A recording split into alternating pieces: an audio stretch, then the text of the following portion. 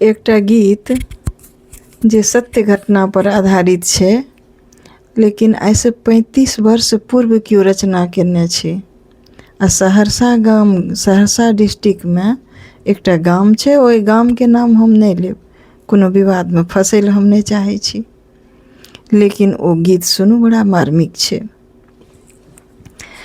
कने सुनियो कहै छी बतहिया के हाल, कनी सुनियो कहै छी बतहिया के हाल। नुआ पहिरने छै ठेहुन सँ ऊपर, आंगीनी पत्ता दुपट्टा छै देह पर। ढेपा के मोटरी बगल में बान्हल छै, दांत सँ दबौने छै ललका रुमाल। कनी सुनियो कहै छी बतहिया के हाल, कनी सुनियो कहै छी बतहिया के हाल, कनी सुनियो कहै छी। माथ में ढील लीक सस करे छै, हाथ मुँह ऐठ ओकर देह महकै छै। फोड़ल कपाड़ फेंकी टागतिया, सोनित सँ ओकर सगर दे छै लाल। कनी सुनियो कहै छी बतहिया के हाल, कनी सुनियो कहै छी बतहिया के हाल, कनी सुनियो कहै छी।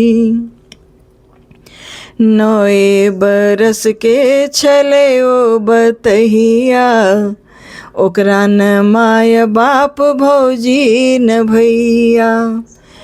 पीती बेचारा दहेज के खातिर, बतहिया के ब्याह दल बुढ़बा जपाल। कनी सुनियो कहै छी बतहिया के हाल, कनी सुनियो कहै छी। 9 बरस के छलै ओ कुमारी, बुढ़बा के छलै कैंसर के बीमारी। मरलै जे बुढ़बा चतुर्थी के रतिया, जीवन भागेले जी के जंजाल। कनी सुनियो कहै छी बतहिया के हाल, कनी सुनियो कहै छी। 16 बरस के भेलै ओ बतहिया, भेल छल विवाह कान सुनलक बतहिया।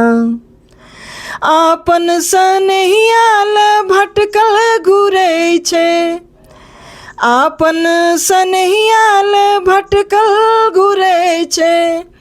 पूछै छै सबसँ दहेजक सवाल, कनी सुनियो कहै छी बतहिया के हाल, कनी सुनियो कहै छी।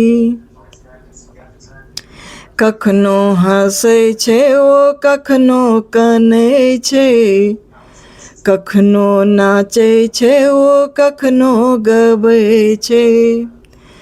पीपर के गाछ तर सुतल रहै छै, बोरा बिछौना ओढ़ने छै तिरपाल। कनी